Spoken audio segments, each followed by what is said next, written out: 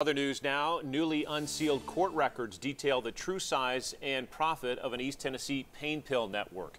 More than 100 people have been charged in the federal crackdown. That includes alleged pill mill operator Sylvia Hofstetter and two Italian men who authorities say were her shadow backers. A federal judge agreed just days ago to open secret documents prepared in 2015 as the FBI moved to bust the alleged operation.